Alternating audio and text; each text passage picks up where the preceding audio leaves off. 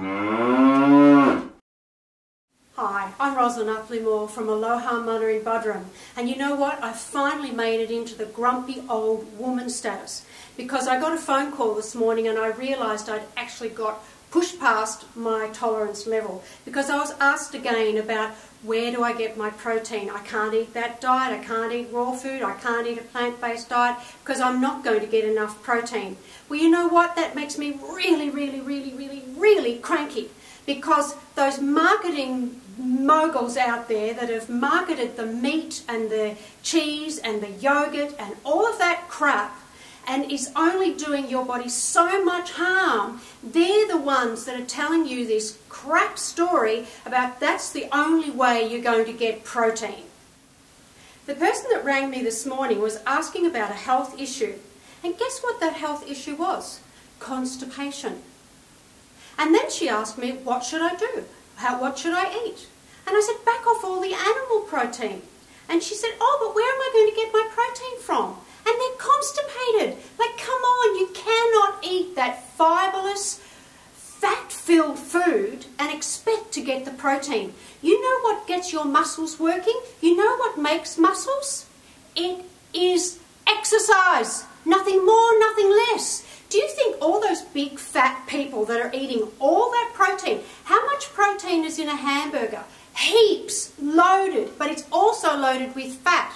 How many people are eating that crap food and are popping out muscles all over the show because they're eating the protein? It is not protein that builds those muscles, guys. Let me set you straight. It's exercise.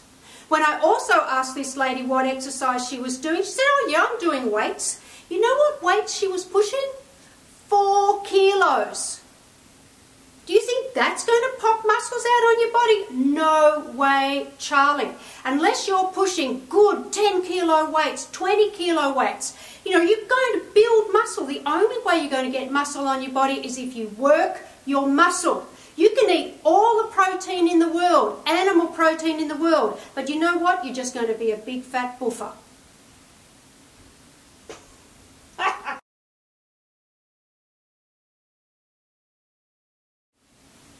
The other issue that this lady wanted to address, of course, with everybody else, is her weight. So you go, okay, all that weight, do you think you're eating a little bit too much protein? These are some of the questions I want you to ask yourself because these are questions that I'm sure you won't be able to answer. Number one question, how much protein do you actually need? Where are you getting your protein from? And how much are you actually having per day? And I bet you 99.9% of the people that are watching this video will not be able to answer those questions. You're all just completely brainwashed with animal product protein.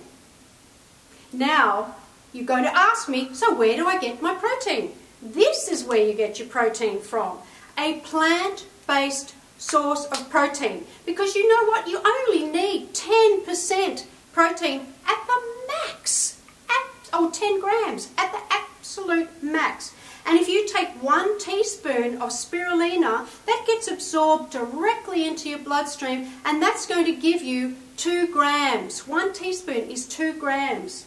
Then you've got your beautiful bee pollen, one tablespoon, which is beautiful over your fruit in the morning. It's going to give you 3 grams. There's 5 grams, that's half your daily supply of protein in 2 small little portions that is not going to constipate you, that is not going to bloat you, that doesn't add any fat to your diet, it's not going to create heart disease, diabetes, strokes, or any of those other types of killer diseases. These are actually going to help you.